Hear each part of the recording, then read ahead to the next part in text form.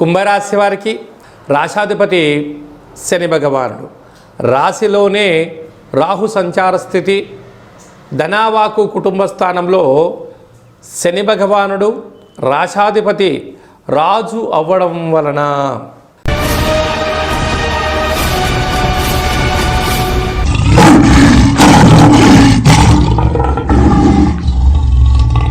ఓం నమః శివాయ.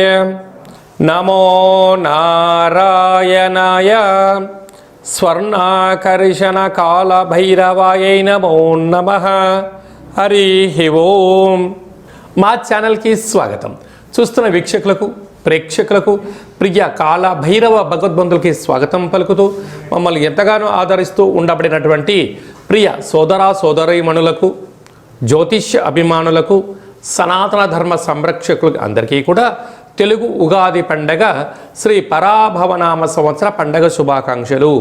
ఈ సంవత్సరం రాజు దేవగురు బృహస్పతి అవ్వడం వలన అందరికీ మంచి విద్యను, విద్యార్థులకు విద్యను, ఉద్యోగస్తులకు ప్రమోషను, వ్యాపారస్తులకు ధనాదాయము, రాజకీయవేత్తలకు అనేక రకాల పదవులు అలంకరిస్తూ నైపుణ్యంతో కూడుకున్న, ఆరోగ్యంతో కూడుకున్న ఐశ్వర్యాన్ని ప్రసాదించాలని మనం కూడా మనసారా కోరుకుందాం.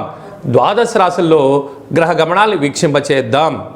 మిథున రాశిలో దేవగురు బృహస్పతి సంచార స్థితి, సింహరాశిలో కేతు సంచార స్థితి, అలాగనే కుంభరాశిలో రాహు సంచార స్థితి, మీనరాశిలో శని భగవానుడి సంచార స్థితితో ద్వాదశ రాశుల్లో గ్రహ గమనాలు ఈ విధంగా ఉన్నాయి. ఈ సంవత్సరము రాజు దేవగురు బృహస్పతి అవ్వడం వలన సకాలంలో పంటలు, విద్య, ఉద్యోగము, ఐశ్వర్యము, అనంతమైన ఈ భూమండలం అంతను కూడా నిత్యము సస్యశ్యామలంగా ఉంటుంది. కనుక అందరికీ ఇది చాలా శుభకరణంగా భావించగలగాలి. మంత్రివర్యులు కుజభగవానుడు అవ్వడం వలన పాలకుల మధ్య స్వల్పమైన విభేదాలు ఉండే అవకాశాలు ఉన్నాయి. సమన్వయంగా ఎవరైతే ముందుకు వెళ్ళగలరో వారందరికీ ఐశ్వర్యం కలుగుతుంది అని చెప్పి గమనించాలి. కనుక ఈ సంవత్సరము పరాభవనామ సంవత్సరము అంటే కొద్దిపాటి అధర్మంగా ఉండబడిన వారికి పరాభవము, అవమానం తప్పదు. ధర్మబద్ధంగా ఉండబడిన వారికి ఐశ్వర్యం కలుగుతుందని చెప్పి కూడా గమనించాలి.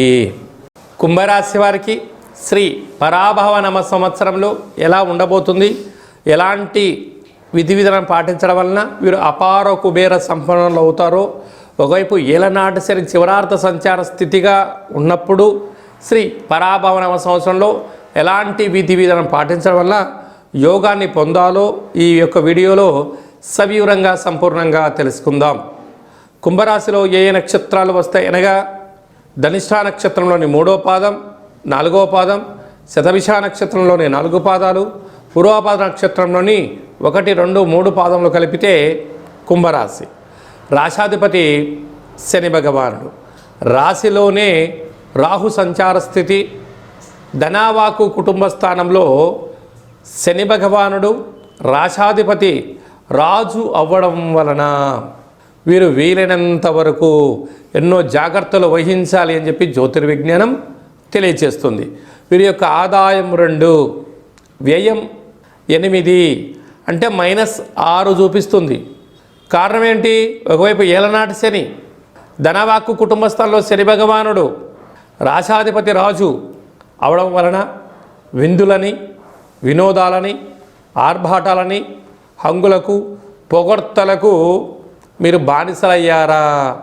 స్థిరాస్తులు పోయి, చరాస్తులు పోయి, క్రెడిట్ కార్డులలో డబ్బులు తీయడం, అందినాల చోట డబ్బులు పొందడం, కీర్తి ప్రతిష్టలకు భంగం వాటిల్లే పరిస్థితి ఉంటుంది. దీనివల్ల రాబోయే కాలంలో గడ్డు కాలంగా ఉండబోతుంది అని చెప్పి గమనించగలగాలి. అదే కాకుండా తృతీయ స్థానాధిపతి కుజభగవానుడు మంత్రివర్యులు అవడం వలన అన్నదమ్ముళ్లతో, అక్కా చెల్లెలతో పార్ట్నర్షిప్ వ్యవహార కార్యక్రమం నడిపించే వారందరితో స్నేహపూర్వకమైన వాతావరణంగా ఉండగలగాలి. అదే కాకుండా విశేషమైనటువంటి పంచమ స్థానంలో దేవగురు బృహస్పతి సంచారం చేయడము, ఆయనే రాజు అవ్వడం వలన పిల్లలతో, తల్లిదండ్రులతో, గురువులతో చాలా అంటే ఓపికగా, పట్టుదలగా ఇచ్చిపుచ్చుకోవడం, అనడం, అనిపించుకోవడం కాకుండా గౌరవ మర్యాదలతో మీరు ఉండగలగాలి. మీరు తప్పకుండా యమునా నది పుష్కర స్నానం ఆవశ్యకత అని చెప్పి గుర్తుపెట్టుకోగలగాలి. పిల్లల యొక్క చదువులు, అభివృద్ధి, ఉన్నతమైన జీవితానికి స్వాగతం పలకాలి. స్థిరచరాస్తులలో ఐశ్వర్య జీవితం పొందాలి అన్నట్లయితే కొన్ని కఠోర నియమాలు, దీక్ష, సంకల్పం వలన వీటిని అధిగమించే పరిస్థితి చాలా అధికంగా ఉంటుందని చెప్పి గమనించగలగాలి. అలాగనే సప్తమ స్థానంలో కేతు సంచార స్థితి, రాశాధిపతి రవి అవ్వడం వలన, ఇక్కడ విశేషమైనటువంటి ఆయన నీరసాధిపతి అవ్వడం వలన వ్యాపార కార్యక్రమాలు, లావాదేవీలలో ఎంతో ఓపిక చాలా అవసరం అని చెప్పి జ్యోతిర్విజ్ఞానం తెలియచేస్తుంది. వీరు 28/8వ తారీఖు 2026 శ్రావణ మాస పూర్ణిమ రోజున మరియు 28/9/2026 భాద్రపద మాస పూర్ణిమ సందర్భంగా ఈ 2 రోజులు గుర్తుపెట్టుకొని దూర, వాయు, జల ప్రయాణాలు పెట్టుకోవద్దు. వీలైనంత వరకు స్వీయ నియంత్రణ, అప్పులు ఇవ్వడం, అప్పులు పుచ్చుకోవడం, కోపతాపాలకు దూరంగా ఉండడం, తన కోపమే తన శత్రువు అన్నట్టుగా ఆ రోజు లేనిపోని సమస్యలు పీకల మీదకి వస్తూ ఉంటాయి. ప్రభుత్వ అధికారులతో, సంపూర్ణమైన ధనవంతులతో, అదృష్టవంతులతో గొడవ పెట్టుకోవద్దని చెప్పి జ్యోతిర్విజ్ఞానం తెలియచేస్తుంది. కనుక ఈ కుంభరాశి జాతకులు తప్పక ఈ సంవత్సరము కుబేర స్వామివారి యొక్క స్మరణ, వీలైతే అనంత పద్మనాభ స్వామివారి యొక్క దేవాలయ దర్శనం, అలాగనే శ్రీకృష్ణ పరమాత్ముని యొక్క గురువారి యొక్క దర్శనం, ఇక్కడ కృష్ణ పరమాత్మునికి వెన్నను నైవేద్యంగా పెట్టడం, వెంకటేశ్వర స్వామి వారికి తులసిమాలను సమర్పించడం, నిత్యము లేక ప్రతి శనివారం పూట విష్ణు సహస్రనామ పారాయణాన్ని వినడం, శనివారం పూట భూశయనం అంటే చాప మీద పడుకోవడం, మద్య మత్తు మాంసాలకు దూరంగా ఉండగలిగినట్లయితే కుంభరాశి జాతకులు ఒకవైపు ఎలనాటి శని యొక్క ప్రభావం, గ్రహ సంచార స్థితిలో దోషాలు తొలగించుకొని ఉన్నతమైనటువంటి నీటి వ్యాపారస్తులు, నూనెల వ్యాపారస్తులు, ఐరన్ వ్యాపారస్తులు, కారు డ్రైవర్లు, సేవా రంగంలో ఉండబడిన వారందరికీ కూడా ఆటంకాలన్నీ కూడా తొలగిపోయి ఐశ్వర్యకారకమైనటువంటి జీవితాన్ని పొందబోతారు.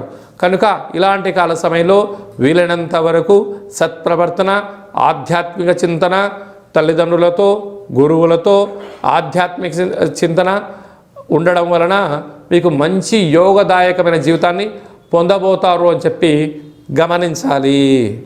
శ్రీ పరాభవనామ సంవత్సరం అంతను కూడా అన్నింటా మనం విజయం సాధించగలగాలి అన్నట్లయితే రాజు దేవగురు బృహస్పతి అవ్వడం వలన ప్రతి గురువారం పూట శ్రీ మేధాదక్షిణామూర్తి స్వామి యొక్క దర్శనం, రాఘవేంద్ర స్వామి వారి యొక్క పారాయణం, గురుచరిత్ర పారాయణం చేయడం వలన అందరికీ శుభం కలుగుతుంది.